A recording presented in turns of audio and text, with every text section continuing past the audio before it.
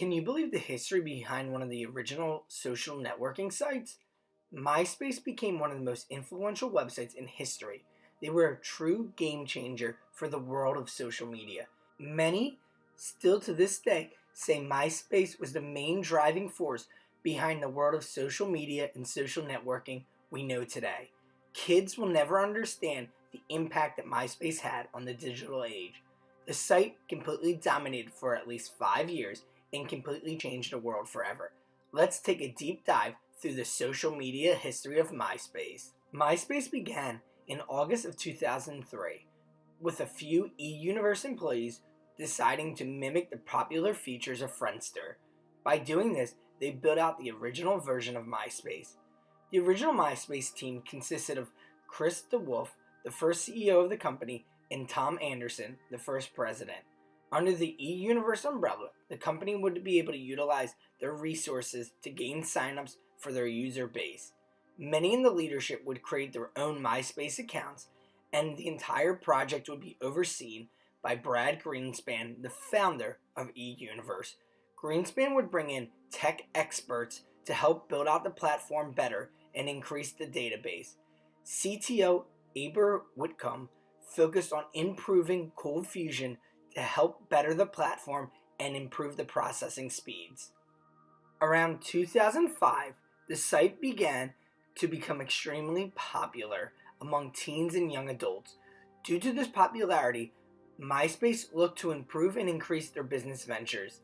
In that year, DeWolf actually spoke with Mark Zuckerberg about acquiring Facebook.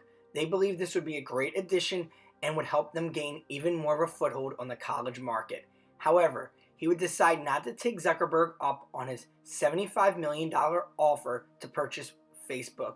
MySpace could have been the owner of Facebook. That's right, just like Blockbuster could have owned Netflix, MySpace could have owned Facebook. By July 2005, MySpace and their parent company had their sights set on future growth. Around the mid-2000s, there was a run for .com acquisitions.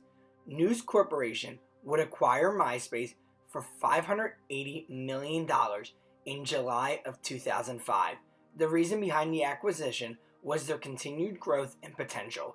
MySpace saw 16 million monthly users, and there would be a bidding war for the site with several major media players. With the financial backing of News Corp, MySpace found themselves in a great position for growth. They believed with the money that News Corp would provide them, they would have an endless cash flow to increase their user experience and better the site. Over time, they would exponentially grow. It would increase 3 times in value of the purchase price. News Corp saw the great opportunity in MySpace, and they believed that it could be an advertising cash cow. With the data that MySpace collected, it could be utilized for direct advertising with more focused and more data-oriented ads. News Corp saw this as extreme value, and their valuation would continue to increase. By 2006, the company saw continued growth with over 100,000 users signing up a day. It became the most visited website, overtaking Yahoo. MySpace was leading the way with user engagement, and this would help increase its value even further. Because of the growth of MySpace, they would look to expand in various different countries and locations. Due to their incredible advertising success, News Corp would sign a deal with Google. This deal was valued at around $900 million over 3 years. This gave MySpace more cash, a cash influx you could say, to help grow their organization. It would also allow Google to gain exclusive access to data and search rights from MySpace. The majority of MySpace's revenue would come from this Google deal and display ads. The ad revenues would be a key reason for the growth of MySpace in the mid-2000s. As mentioned earlier, MySpace would test out new locations, and with this influx of cash from Google, they would have more opportunity. In 2007, they would reach the European market and have the largest social networking site in Europe. At this point, MySpace seemed like they were too big to fail. They were leading Facebook in almost every category and had a 2-to-1 reach. By November 2007, MySpace would join Google's Open Social Alliance, which had the goal of opening up APIs on social media.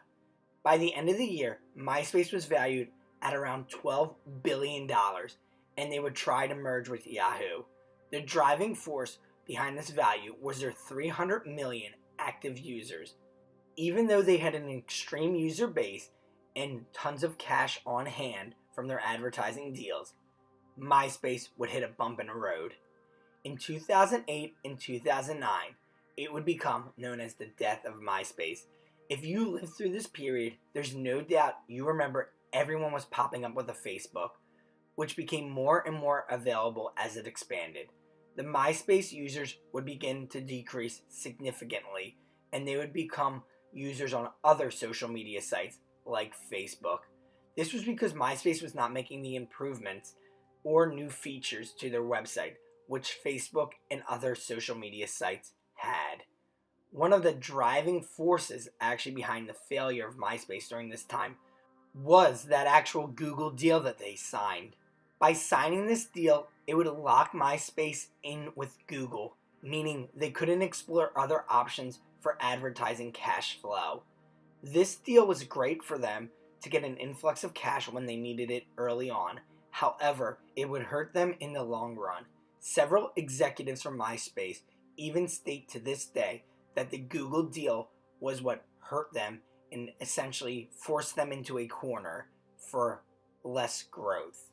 Facebook during this time had free reign to get advertising from wherever they wanted and had a much cleaner site for ads, which made it more appealing for companies to advertise on Facebook.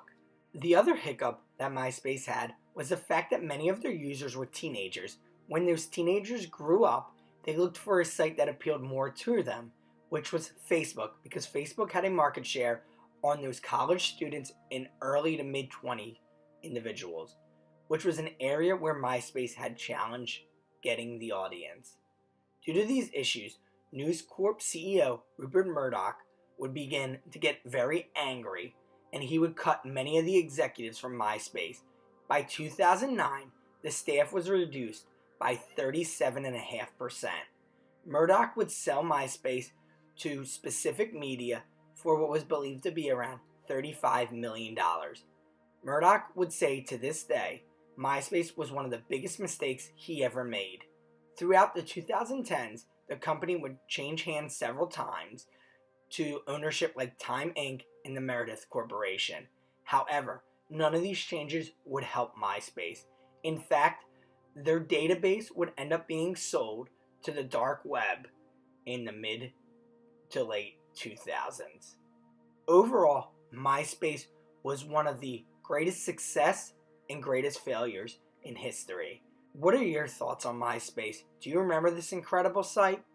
Let us know in the comments below if you had a MySpace. Thank you so much for watching. We appreciate all of you. Believable Truths.